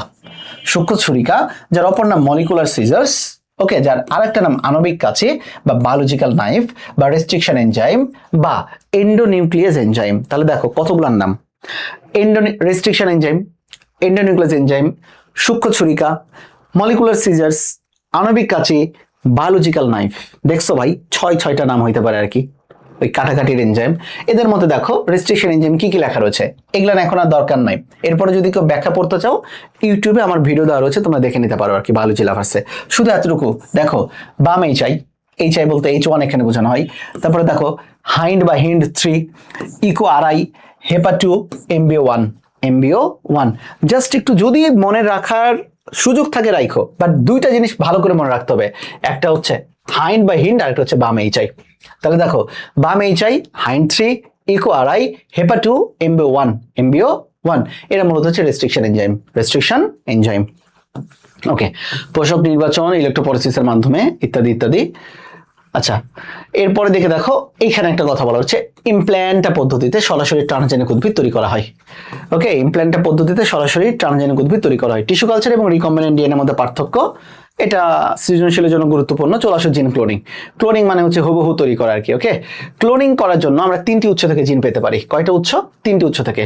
ওকে, এর মধ্যে গুরুত্বপূর্ণ দরকার নাই। চলে আসো এখানে দেখো, ক্যারিমোলিস, বিজ্ঞানী ক্যারিমোলিস এ বেটা একটা তৈরি করেন পিসিআর। এইটা ইম্পর্টেন্ট, পলিমারেজ চেইন রিঅ্যাকশন। আমরা যখন করোনা হয়েছিল, এই করোনায় পিসিআর এর গুরুত্ব অপরিসীম বেড়ে গেছিল, কারণ পিসিআর এর মাধ্যমে আমরা করোনা ভাইরাসকে শনাক্তকরণ করতে পারছিলাম। এটা মেকানিজমের দিকে যাচ্ছে না, শুধু মনে রাখো পিসিআর, পলিমারেজ চেইন রিঅ্যাকশন, এটার মাধ্যমে অতি দ্রুত নতুনভাবে অনেক বেশি পরিমাণে তাদের রেপ্লিকেশনের মাধ্যমে ডিএনএ তৈরি করা সম্ভব হয়। এবং এটা আবিষ্কার করেছিল কোন বিজ্ঞানী? ক্যারিমোলিস। তাহলে বলো পিসিআর ক্যারিমোলিস, পিসিআর কি মোলিস, বলো ক্যারিমোলিস। ক্লিয়ার? আচ্ছা, এদিকে গুরুত্বপূর্ণ লাগতেছে না। চলো আসো, রিপ্রোডাক্টিভ ক্লোনিং। একটা ভেড়া তৈরি করা হয়, ভেড়ার নাম হচ্ছে ডলি। পরীক্ষাতে যে প্রশ্ন আসে, ডলিকে তৈরি করা হয় কত সালে? 1996 সালে।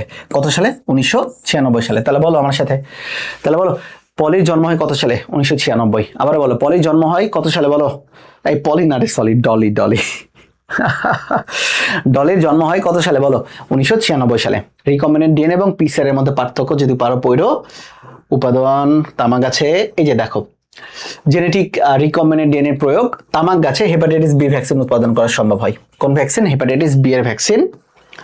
পিনাট ক্ষতিকর প্রভাব বিটি, এইখানের দিকে একটা চলে আসে আর কি। দেখো, সেটা হচ্ছে ব্যাসিলাস থুরিনজেনেসিস, যেটাকে আমরা বলি সংক্ষেপে বিটি, যেটাকে আমরা কি বলি? বিটি। একটা জিনিস খেয়াল করবা। আর আরেকটা হচ্ছে অ্যাগ্রোব্যাকটেরিয়াম, বিএসি ব্যাকটেরিয়াম। বিটি মানেই হইতেছে এ বেটার একটা খারাপ প্রভাব রয়েছে, আর অ্যাগ্রোব্যাকটেরিয়াম মানে তুমি মনে রাখবা এখানে পজিটিভ সেন্স বোঝাচ্ছে। তাহলে বিটি মানে নেগেটিভ সেন্স, অ্যাগ্রোব্যাকটেরিয়াম মানে পজিটিভ সেন্স। তাহলে যদি কখনো বলা হয় কোনো একটা ফসলের উৎপাদন বৃদ্ধি করা হয়েছে, পজিটিভ সেন্স, এখানে ব্যবহার করা হবে অ্যাগ্রোব্যাকটেরিয়াম। আবার যদি বলা হয় কোনো একটা ফসলের পোকামাকড়কে মেরে ফেলা হয়েছে, তখন নেগেটিভ সেন্স, পোকামাকড়কে মেরে ফেলছে যদি হয়, তখন সেটা হবে বিটি, মানে ব্যাসিলাস থুরিনজেনেসিস। মানে যেখানে বিষক্রিয়া টাইপের কোনো কিছু তুমি খুঁজে পাবা, আমাদের জন্য না কিন্তু ওই পোকাদের জন্য বিষক্রিয়া, ওকে, তখন সেটা হবে বিটি। আর যখন তুমি দেখতেছো ধানের উৎপাদন বাড়াইছে, এর উৎপাদন বাড়াইছে ওইটার, তখন হয়ে যাবে কি? সেটা অ্যাগ্রোব্যাকটেরিয়াম। তাহলে দেখো, ব্যাসিলাস থুরিনজেনেসিস নামক ব্যাকটেরিয়া থেকে একটা জিন যোগ করার মাধ্যমে ট্রান্সজেনিক তুলা সৃষ্টি করা হয়েছে। তারপরে দেখো, বিটি cotton, golden rice, lead blight রোগ প্রতিরোধক্ষম আলু চাষে ট্রায়াল চলছে বর্তমানে। যে হোক, চলে আসো এটাতে। এইখানে হচ্ছে আগাছা নিধনকারী উদ্ভিদের কথা বলা হয়েছে আর কি। তো যে হোক, আগাছাকে নিধন করার জন্য গ্রামের দিকে দেখবা যে এক ধরনের সার দেওয়া হয় বা বিষ দেওয়া হয়। মূলত এটা খেয়ে মানুষ, যে হোক এটা না বলি এটাতে এই ক্লাসে, ঘাস মারা বিষ যেটাকে আমরা বলি সহজ ভাষায়, এটার নাম হচ্ছে গ্লাইফোসেট।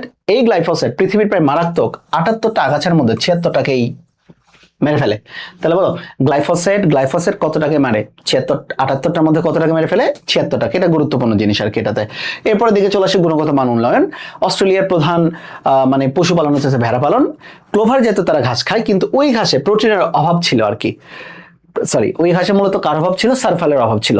এই সালফারের অভাবটা পূরণ করার জন্য মূলত তারা একটা রিকম্বিনেন্ট ক্লোভার ঘাস তৈরি করলো, যাতে করে সেই ক্লোভার ঘাসের ভেতরে সালফার আয়নটা থাকে। এই জন্য তারা কি করলো? সূর্যমুখীর সালফার অ্যামিনো অ্যাসিড সৃষ্টিকারী জিন অ্যাগ্রোব্যাকটেরিয়াম টিউবিফিকেন্স ব্যাকটেরিয়ার, যেহেতু ভালো কাজে ব্যবহার করতেছে, অ্যাগ্রোব্যাকটেরিয়াম টিউবিফিকেন্স ব্যাকটেরিয়ার প্লাজমিডিয়ানের মাধ্যমে ক্লোভার ঘাসে স্থানান্তর করছে। তাহলে বলো এই যে সালফারের অভাবটা পূরণ করা হয়েছে কই থেকে? দন্তার সাথে সালফার, দন্তার সাথে সূর্যমুখী, মনে রাখবা। তাহলে সালফারের জিনটা নিচে কই থেকে? সূর্যমুখী থেকে। নেওয়ার পরে অ্যাগ্রোব্যাকটেরিয়াম টিউবিফিকেন্সের প্লাজমিড ব্যবহার করে দিছে ঢুকায় কোথায় বলো? দিছে হইতেছে ওই ক্লোভার ঘাসে। ওই ক্লোভার ঘাস খাইলে এখন ভেড়া সালফার পাইতেছে, ফলে তাদের ভালো ভালো কি হইতেছে বলো? লোম হচ্ছে। চলো সুপার রাইসের ক্ষেত্রে আমরা থাকে কি কি বলতো? এখানে ভিটামিন এ থাকে। কি থাকে? ভিটামিন এ থাকে। এবং এখানে দেখো এটা মূলত আবিষ্কার করেছেন কোন বিজ্ঞানী? ইন্ড্রোপট্রাইকাস। তারা জ্যাপোনিকা ধান, একটু আগে পড়েছিলাম, জ্যাপোনিকা ধানে ড্যাফোডিল থেকে বিটা ক্যারোটিন তৈরির কয়টা জিন নিছে? 4টি জিন। এবং আয়রন তৈরি করার জন্য কয়টা জিন নিছে? 3টা জিন। ভাইরে ভাই, খুবই গুরুত্বপূর্ণ জিনিস আর কি। তাহলে বলো জ্যাপোনিকা ধানে বলতো বিটা ক্যারোটিন, আমরা জানি একটা বিটা ক্যারোটিন থেকে ভিটামিন এ পাবো 2টা। তাহলে বিটা ক্যারোটিন তৈরি করার জন্য কয়টা জিন নিছে? 4টা। বিটা ক্যারোটিন 4টা। আর আয়রন তৈরি করার জন্য নিছে কয়টা? 3টা। মনে রাখবো কিভাবে? 3 নাকি 4? আয়রনের সর্বোচ্চ যোজনী কত? Fe3 না? Fe3+। ওকে, তার মানে কি আয়রন 3টা, আয়রন নিব 3টা, আয়রন তৈরির জন্য জিন, আর বিটা ক্যারোটিনের জন্য নিচ্ছে কয়টা জিন? 4টা। তোমাদের একটা এক্সট্রা তথ্য দিয়ে রাখি, একটা বিটা ক্যারোটিন থেকে তৈরি হয় মূলত দুই অণু ভিটামিন এ। ক্লিয়ার এতটুকু? আচ্ছা, ঠিক আছে, পেয়ে গেছি আর কি আমরা। নাইট্রোজেন সংবন্ধনে যে জিনটা ব্যবহার করা ছিল তার নাম হচ্ছে নিফ জিন। কোন জিন? নিফ জিন। এটা একটু দেখে নিবা, তাহলে হয়ে যাবে আর কি। এদিকে আর গুরুত্বপূর্ণ অত কিছু দেখতেছি না আর কি আমি। এখানে দেখো লেখা হচ্ছে বিটি মানে ব্যাসিলাস থুরিনজেনেসিস। এটা হচ্ছে মৃত্তিকাবাসী একটা বড় আকৃতির ব্যাকটেরিয়া, মানে মাটিতে বসবাস করে এরা আর কি। তারপরে দেখো স্টেরাইল ইনসেক্ট টেকনিক, এটার সংক্ষেপের নামটা দরকার, SIT। স্টেরাইল ইনসেক্ট টেকনিক মানে এটা কি? যেই ইনসেক্ট থাকে, পোকামাকড় থাকে, তাকে বন্ধা করে দেওয়া। তাহলে পোকামাকড়কে বন্ধা করে দিলে তারা প্রজনন করতে পারবে না, ফলে পোকামাকড় বা মশা মাছি এরা মরে যাবে আর কি। এটাতে বোঝা গেছে আর কি এটাতে? ওকে। এবং এটা মূলত রেডিয়েশন প্রয়োগের মাধ্যমে হয়। কি প্রয়োগের মাধ্যমে হয়? রেডিয়েশন প্রয়োগের মাধ্যমে হয়ে থাকে আর কি এটাতে। পার্থক্য বিশ্ব স্বাস্থ্য সংস্থা লাগতেছে না। জিএমও ফুড গুরুত্বপূর্ণ জিনিসের মধ্যে এখানে একটু চলে আসো। চিকিৎসা বিজ্ঞানের ক্ষেত্রে জেনেটিক ইঞ্জিনিয়ারিং এর আমাদের দেহের যে কর্মক্ষম জিন থাকে, জিনের সংখ্যা হচ্ছে 25,000। এটা পরীক্ষাতে আসে। তাহলে আমাদের দেহে কর্মক্ষম জিনের সংখ্যা কত হাজার বলতো? 25,000। কত হাজার? 25,000। বাট এই জেনেটিক ডিসঅর্ডার রয়েছে, আমাদের দেহে জেনেটিক ডিসঅর্ডার রয়েছে 3500টি। তাহলে দেখো ভুল হবে কোথায় বলো? কর্মক্ষম জিনের সংখ্যা কত? কর্মক্ষম জিনের সংখ্যা হইতেছে কত হাজার? 25,000। আর জেনেটিক ডিসঅর্ডার কতটি? 3500টি। মনে রাখো। এরপর দিকে চলে আসবো আমরা ইনসুলিন তৈরি। কি তৈরি বলতো? ইনসুলিন তৈরি। ওকে, এটা আমরা একটু পরে যাই। চলো আমরা একটু সলভের দিকে যাই আর কি, দেখি। এরপরে ইনসুলিন তৈরিতে আমরা একটু পরে যাব, দেখি। 21 নাম্বার, কোনটি লবণাক্ত সহিষ্ণু জিন? লবণাক্ত সহিষ্ণু একটা জাত রয়েছে যার নাম হচ্ছে পিনাট। কি নাম? পিনাট। লবণাক্ত সহিষ্ণু পিনাট তৈরি করা হয়। এদের জিনের নামটা কি বলতো? এদের জিনের নামটা কি? উত্তরটা দাও আর কি আমাকে, কেউ পারবা কিনা? না পারলেও সমস্যা নেই, এটা আমরা সলভ করব। এটা বই দেওয়া নাই সরাসরি, হাসান স্যারের বই দেওয়া নাই সরাসরি এটাতে।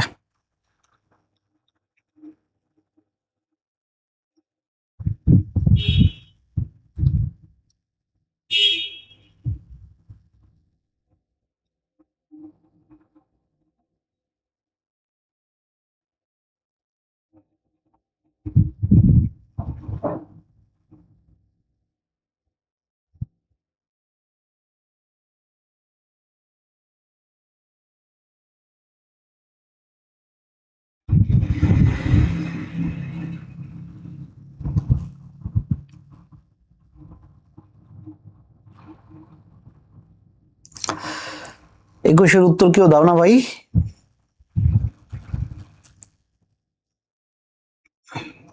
ওকে, 21-এর উত্তর আমি দিয়ে দিই আর কি, ভুল হলে হোক, তোমাদের সমস্যা নাই। 21-এর উত্তরটা হবে PDH 45, PDH 45, লবণাক্ত সহিষ্ণু জিন হচ্ছে এটা, PDH 45। আবার বলো 45 45 45, ওকে, যাতে পরীক্ষাতে আসলে যাতে আমরা পাই।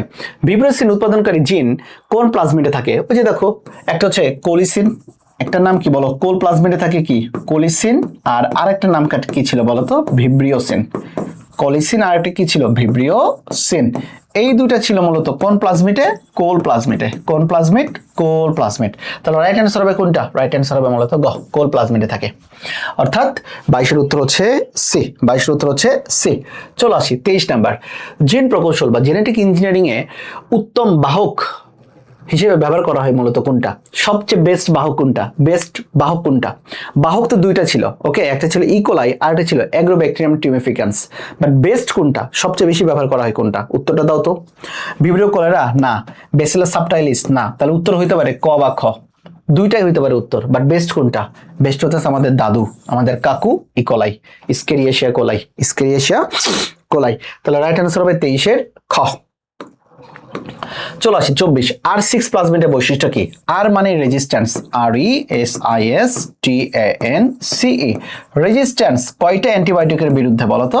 6টা অ্যান্টিবায়োটিকের বিরুদ্ধে। তাহলে বলো তো এটা কি হবে? R6 মানে রেজিস্ট্যান্স, বলে দিলাম।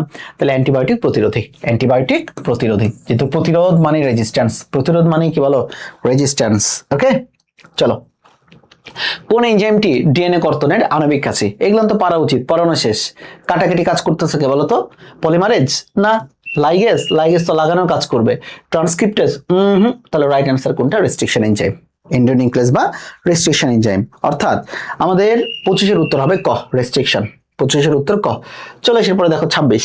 কোন এনজাইম দ্বারা প্লাজমিডের নির্দিষ্ট অংশ কাটা হয়? একই জিনিস ভাই, কাটাকাটি কাজ করে কে? ওই রেস্ট্রিকশন এনজাইম, মলিকুলার সিজার্স, আণবিক কাঁচি, বায়োলজিক্যাল নাইফ, যা বলো তাই, যা বলো সেটাই আর কি এটাতে। ওকে,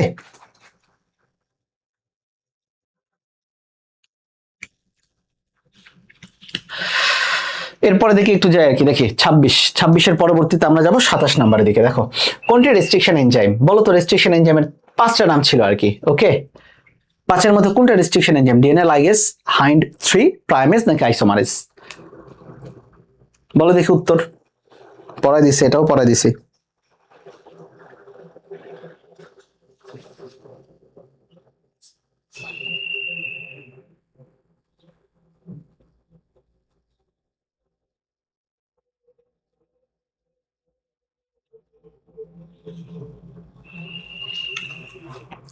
ইয়েস, 27-এর উত্তর হচ্ছে ক, হাইন্ড 3। ইয়েস, রাইট অ্যান্সার হচ্ছে হাইন্ড 3।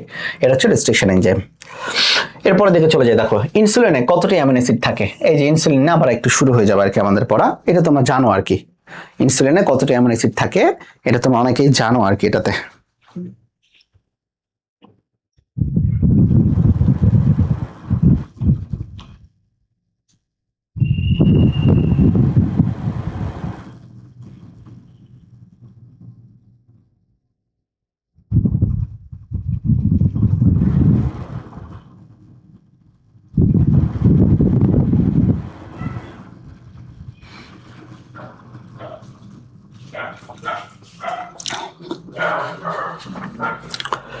আঠাশের উত্তর তোমরা অনেকে উত্তরটা দিবে, এটা আমি জানি। 28-এর উত্তর বি দিবা, 51, বাট তারপর বলে দিই ইনসুলিন।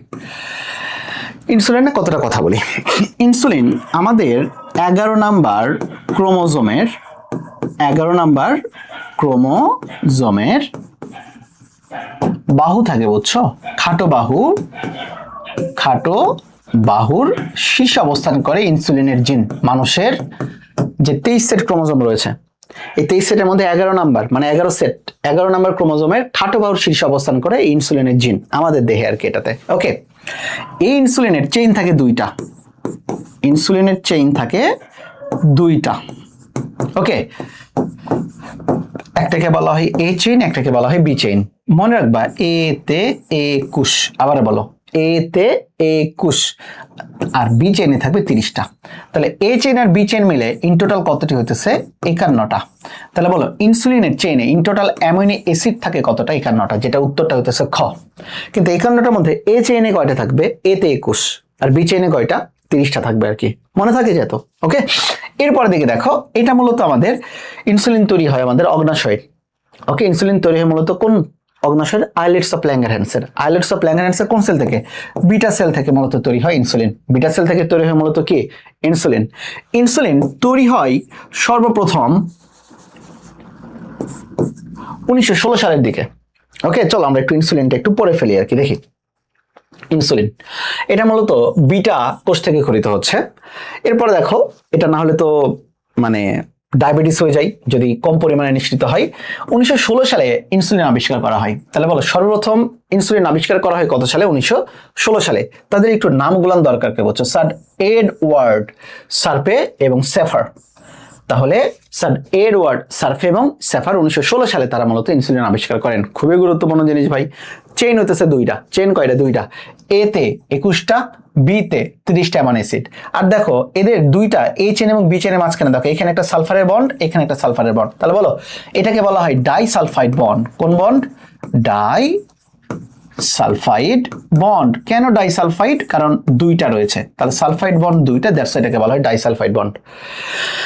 চলো আসি এরপর দিকে, দেখো লেখা রয়েছে এটা এই চেনে এতটি এতটি ডাইসালফাইড বন্ড থাকে, আণবিক ভর যা বলছি তাই। আচ্ছা, এরপর দেখো এটা অবস্থান কোথায়? 11 নম্বর ক্রোমোজোমের খাটোবর শীর্ষে। এতে 153টি নাইট্রোজেনের বেস থাকে। তাহলে বলো তো ইনসুলিনের নাইট্রোজেনাস বেসের সংখ্যা কতটি? 153টি। ইনসুলিনের নাইট্রোজেনাস বেসের সংখ্যা কতটি? 153টি। কিন্তু ইনসুলিনে অ্যামাইনো অ্যাসিডের সংখ্যা কতটি? 51টি। এই চেইনে 21টি, বি চেইনে কতটি? 30টি। কত সালে আবিষ্কার করা হয়? 1916 সালে আবিষ্কার করা হয়, কিন্তু বাণিজ্যিকভাবে এখনো ব্যবহার করা হয় নাই।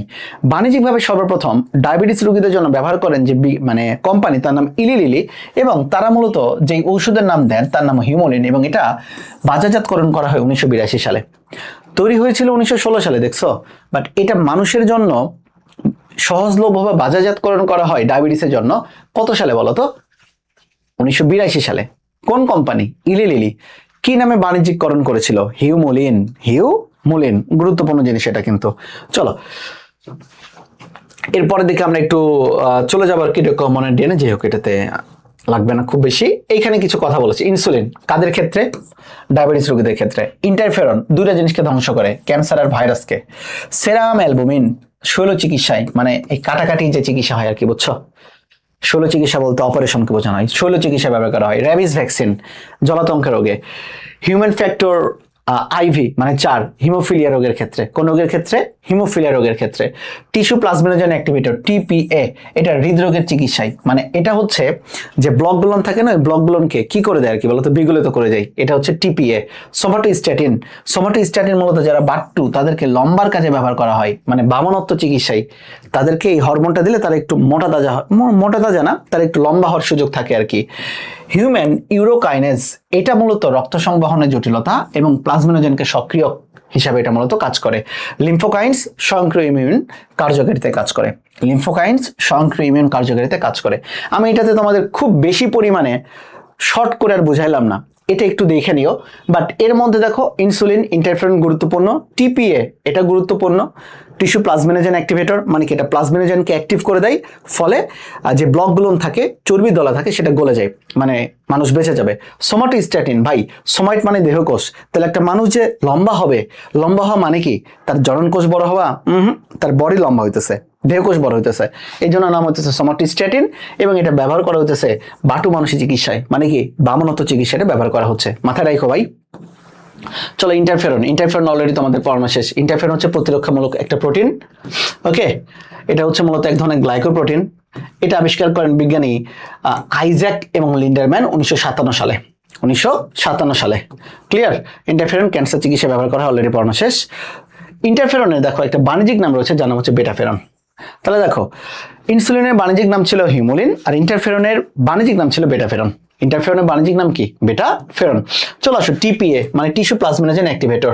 টিস্যু প্লাজমিনোজেন অ্যাক্টিভেটর 1970 সালে প্রথম ব্যাকটেরিয়া কোষ থেকে স্ট্রেপ্টোকাইনেজ, আমরা জানি যে কোনো শব্দের শেষে এস থাকা মানে সেটা এনজাইম। এনজাইম পাওয়া গেলে তা দিয়ে জমাট বাঁধা রক্ত গলিয়ে দেওয়া যায়। তার মানেটা কি? স্ট্রেপ্টোকাইনেজ 1970 সালে আমরা একটা ব্যাকটেরিয়া থেকে একটা এনজাইম পাই যার নাম স্ট্রেপ্টোকাইনেজ। এই এনজাইমটা যদি পুশ করে দেওয়া হয় তাহলে রক্তের যে ব্লক থাকে, হার্টের যে ব্লক থাকে, ওই ব্লকটা গলে যায় আর কি। তার মানে এটা কি, রোগী সুস্থ হয়ে যায়। হার্টের ব্লক গলে দেওয়া মানে কি, রোগী সুস্থ হয়ে যাবে। তাহলে স্ট্রেপ্টোকাইনেস দ্বারা আমাদের মূলত রক্তটাকে বিগলিত করে দেওয়া হতো আর কি। কিন্তু এটাকে কার্যকর করতে গেলে দেখো, মানুষের রক্তে এমনিতে প্লাজমিন এনজাইম থাকে যা প্লাজমিনোজেন অবস্থায় বিরাজ করে, প্লাজমিনোজেন নিষ্ক্রিয় অবস্থায়। এখন প্লাজমিনোজেনকে কর্মক্ষম অবস্থায় আনতে টিপিএ দরকার। তাহলে দেখো, প্লাজমিনোজেন তো আমাদের বডিতে থাকে, এই প্লাজমিনোজেনকে কার্যক্ষম করতে, মানে তাকে যে কাজ করার সক্ষমতা এটা অর্জন করতে, তাকে অ্যাক্টিভ করতে হয়। এই জন্য দরকার টিস্যু প্লাজমিনোজেন অ্যাক্টিভেটর, মানে টিপিএ। মানে কি বলতো, টিপিএ। ওকে, আচ্ছা, টিপিএ। চলো, কিন্তু দেখো ওই যে স্ট্রেপ্টোকাইনেস কিন্তু আর বর্তমানে ব্যবহার করা হয় না খুব বেশি একটা। কেন? এটার দুইটা সমস্যা রয়েছে। এটা একবার ব্যবহার করলে আর দ্বিতীয়বার ব্যবহার করার সুযোগ থাকে না 10-12 বছরের মধ্যে। আর একটা, যেহেতু এটা ব্যাকটেরিয়ার এনজাইম, সেটা হচ্ছে আমাদের বডিতে যদি ঢুকানো হয় তাহলে আমাদের বডিতে রিয়াকশন হতে পারে, একটা খারাপ রিয়াকশন। তাহলে বিজ্ঞানীরা কি করলো, আমাদের বডিতেই এরকম কোনো কিছু একটা আছে কিনা। হ্যাঁ, আমাদের বডিতে রক্ত বিগলনকারী একটা উপাদান রয়েছে যার নাম প্লাজমিনোজেন। কিন্তু প্লাজমিনোজেন তো নিষ্ক্রিয় অবস্থায় থাকে, তাকে যদি অ্যাক্টিভ করা হয় তখন সেই স্ট্রেপ্টোকাইনেজের মতো কাজ করবে। এই জন্য বিজ্ঞানীরা কি করে ফেললো, টিপিএ তৈরি করলো, মানে টিস্যু প্লাজমিনোজেন অ্যাক্টিভেটর। অর্থাৎ আমার বডিতে যে প্লাজমিনোজেন ছিল ওইটাকে টিপিএ দ্বারা অ্যাক্টিভ করে প্লাজমিনে পরিণত করলো। আর প্লাজমিনটা মূলত স্ট্রেপ্টোকাইনেজের মতো কাজ করে। কিন্তু এটি স্ট্রেপ্টোকাইনেস থেকে ভিন্ন হইতে কাজ করে। কারণ স্ট্রেপ্টোকাইনেস আমার বডির বাইরের উপাদান, ব্যাকটেরিয়ার উপাদান। এটা আমার বডিতে দিলে আমার বডি এটাকে বিষ হিসাবে নিয়ে এর বিরুদ্ধে অ্যাকশন তৈরি করতে পারে, রিয়াকশন তৈরি করতে পারে। কিন্তু যেহেতু প্লাজমিনোজেন বা প্লাজমিন আমার দেহের উপাদান, এই জন্য এটা আমার বডির জন্য ক্ষতিকর নয় এবং কোনো রিয়াকশনও হয় না, এবং এটা বারে বারে ব্যবহার করা যায়। That's the fact. ওকে, চলো আসো এরপরে দেখো, ইরিথ্রোপয়েটিন। এটা হচ্ছে একটা হরমোন। স্পেশালি আমার নানা তো কিডনি রোগের অনেকদিন ধরে সিকেডি রোগে উনি আক্রান্ত। দেখবা কিডনি রোগীদের ক্ষেত্রে তাদের অ্যানিমিয়া দেখা যায়। কেন? কারণ তাদের একটা হরমোন তৈরি হয় না, যে হরমোনের নাম হচ্ছে ইরিথ্রোপয়েটিন হরমোন, ইপিও হরমোন। এই ইপিও হরমোন তৈরি না হইলে বোন ম্যারোর উপরে কাজ করবে না, আর বোন ম্যারো আরবিসিও তৈরি করবে না, ফলে অ্যানিমিয়া হয়। তো এই জন্য কি করা হইতেছে, ইরিথ্রোপয়েটিন হরমোন বাইরে থেকে আমরা মানে সাপ্লাই দিতে পারি আর কি। সাপ্লাই দিলে কি হবে বলতো, ওই হরমোনটা বোন ম্যারোর উপরে কাজ করবে, রেড বোন ম্যারো তৈরি করবে আরবিসি, ফলে ওই রোগী আবার সুস্থ হয়ে উঠবে আর কি এটাতে। ওকে, জিন থেরাপির মাধ্যমে সঠিক করা হচ্ছে জিনকে। আচ্ছা, মলিকুলার ফার্মিং, বায়ো ফার্মিং। এইখানে একটা খেয়াল করো, মলিকুলার ফার্মিং এবং বায়ো ফার্মিং এর মধ্যে একটা জিনিস আছে। বায়ো ফার্মিং করা হবে যখন বৃহত্তর পরিসরে করা হবে, মানে যখন ফার্মাসিউটিক্যাল দ্রব্য, ফার্মাসিউটিক্যাল মানে ধরে রাখো নাপা তো মানে কোটি কোটি কোটি কোটি পিস তৈরি করা হইতেছে। তাহলে বায়ো ফার্মিং এটা বৃহত্তর পরিসরে করা হবে, ফার্মাসিউটিক্যাল পারপাসে করা হবে। যেমন দেখো, এখানে জীবন রক্ষাকারী অ্যান্টিথ্রম্বিন এখন অল্প খরচে ছাগলের মাধ্যমে উৎপাদন করা হচ্ছে। যেমন ছাগলের দুধ থেকে শক্তিশালী স্পাইডার সিল্ক উৎপাদন করা হচ্ছে। ইনসুলিন এখন কুসুম ফুলের বীজের মাধ্যমে উৎপাদন করা সম্ভব হচ্ছে। এগুলো ফার্মাসিউটিক্যাল বৃহত্তর পরিসরে করা হলে সেটাকে বলা হবে বায়ো ফার্মিং। আর মলিকুলার ফার্মিং মানে এটা কি, ছোট ছোট জিনিস নিয়ে কাজ করা হবে, এবং এইখানে মূলত এরা কাজ করবে, তাদেরকে বায়ো রিঅ্যাক্টর হিসেবে ব্যবহার করা হচ্ছে। তাহলে যদি কখনো বলা হয় বায়ো রিঅ্যাক্টর হিসেবে কাজ করতেছে কোনটা, বায়ো ফার্মিং নাকি মলিকুলার ফার্মিং, হবে মলিকুলার ফার্মিং। এই ধরনের প্রাণীর দেহ থেকে প্রাপ্ত দুধ, রক্ত এবং মলমূত্র থেকে প্রয়োজনীয় ওষুধ আহরণ করা হয়। তাহলে বায়ো ফার্মিং বড় পরিসরে, মলিকুলার ফার্মিং মলিকুল মানে ছোট ছোট, এবং এদের ক্ষেত্রে বায়ো রিঅ্যাক্টর হিসেবে ব্যবহার করা হয়। এবং কই থেকে আমরা ওষুধ পেতে পারি, ছোট ছোট জায়গা থেকে, দুধ, রক্ত, মলমূত্র থেকে, দুধ, রক্ত এবং মলমূত্র থেকে আমরা করতে পারি আর কি। ক্লিয়ার?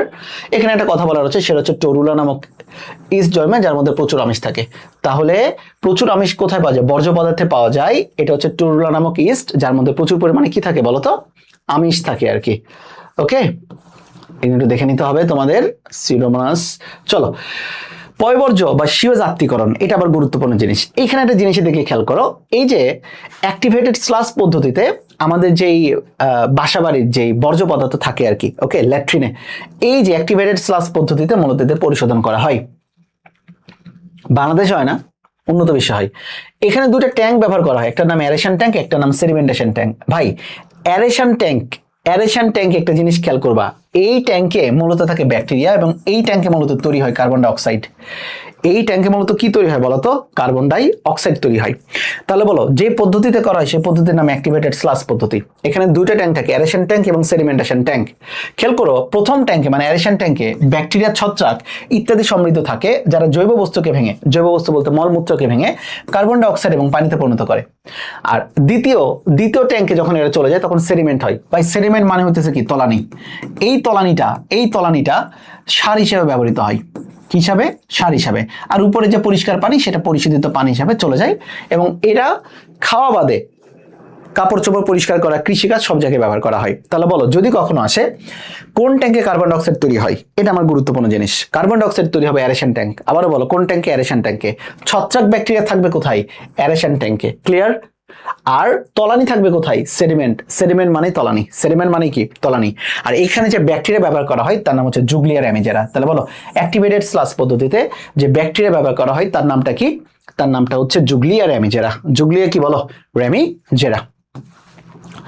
এরপরে আমাদের জিনোম সিকোয়েন্সিং এর কথা বলছে। জিনোম সিকোয়েন্সিং এর ব্লুপ্রিন্ট আচ্ছা লাগতেছে না এটাতে। জিনোম সিকোয়েন্সিং এর প্রবর্তক হচ্ছে বিজ্ঞানী স্যাঙ্গার। এটা একটু মনে রাখো, জিনোম সিকোয়েন্সিং স্যাঙ্গার। বাংলাদেশের ডাক্তার মাকসুদুল আলম পাটের জিনোম রহস্য আবিষ্কার করেন, গুরুত্বপূর্ণ জিনিস। ডাক্তার নুরুল ইসলাম উনি হচ্ছেন বাংলাদেশের যে মূলত মুগের হলুদ থাকে রোগ উৎপাদনকারী ভাইরাসের জিনোম সিকোয়েন্সিং উনি মূলত আবিষ্কার করেন। ওকে, এখানে লেখা রয়েছে ইকোলাই ক্রোমোজোমের সংখ্যা 1, জিন সংখ্যা 3200 এবং খার্য হচ্ছে 4.6। এখানে দেখো গুরুত্বপূর্ণ জিনিস এইটা, E. coli chromosome 1, Haemophilus influenza chromosome 1, ইস্টের ক্রোমোজোম কত? 16।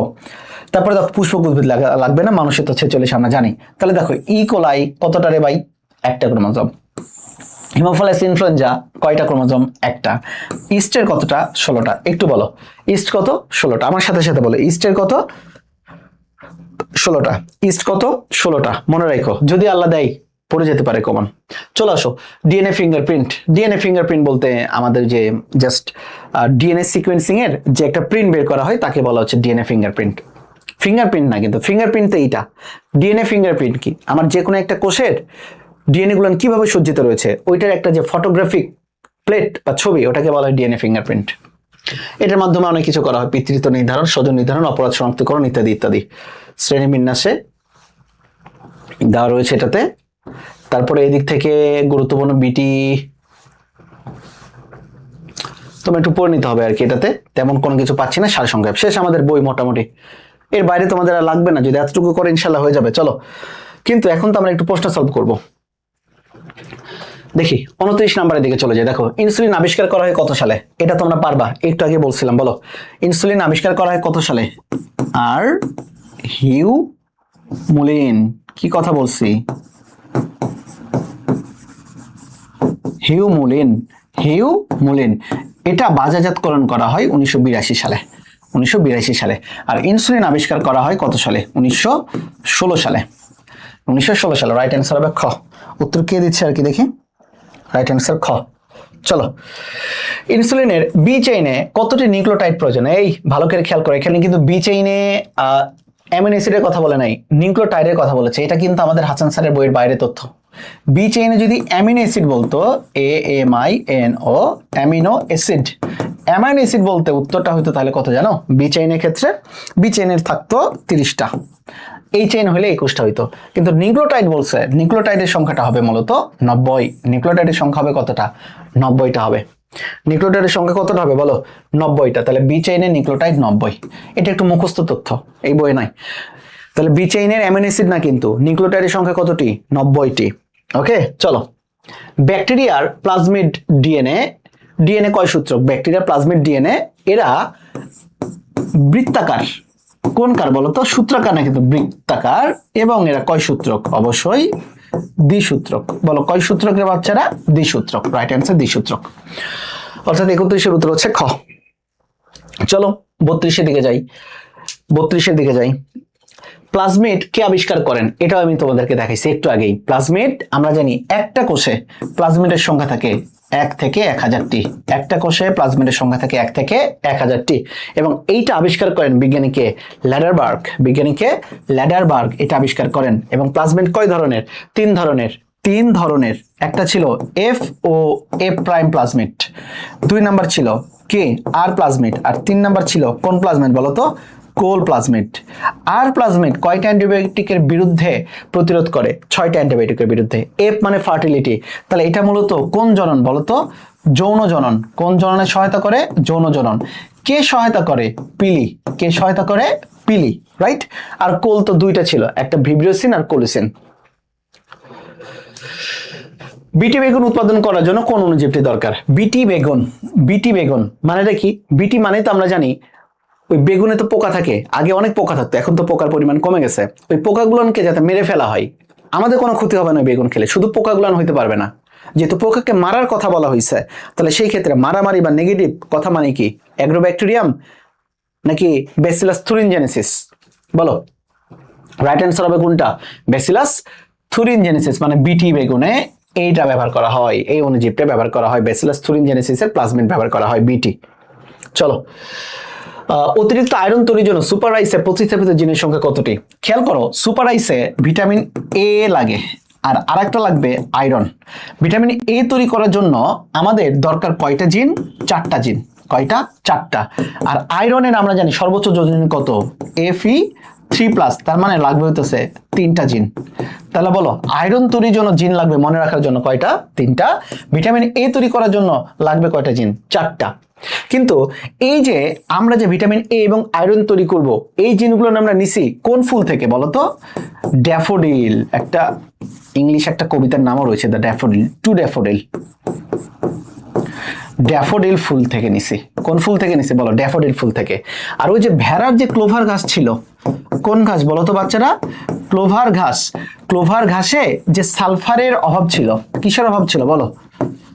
সালফারের যে অভাব ছিল, এই সালফারের জিনটা আমরা নিয়েছি। সালফার সূর্যমুখী। বলো, সালফার কোন মুখী বলো বাচ্চারা? সূর্যমুখী থেকে নিছি। তাহলে সূর্যমুখীর গাছ থেকে আমরা সালফার তৈরি জিনটা নিছি, নেওয়ার পরে ক্লোভার ঘাসে দিছি। আর সেই ক্লোভার ঘাসটা যখন ভেড়ারা খাইছে, তখন তাদের লোম পশম ভালো হয়েছে, ফলে তাদের দামও বেড়ে গেছে আর কি। তাহলে সূর্যমুখী সালফার, তাহলে সালফার পাইছি সূর্যমুখী থেকে। ভিটামিন এ পাইছি এবং আয়রন পাইছি কই? ড্যাফোডিল থেকে। ভিটামিন এ তৈরি করার জন্য বিটা ক্যারোটিন নিয়েছিলাম 4টা, আর আয়রন নিয়েছিলাম কয়টা? 3টা জিন। 35, নিচের কোনটি ভাইরাসকে নিষ্ক্রিয় করতে পারে? ভাই, ভাইরাস এবং ক্যান্সার কোষ। ভাইরাস এবং ক্যান্সার কোষ এটাকে নষ্ট করে কে?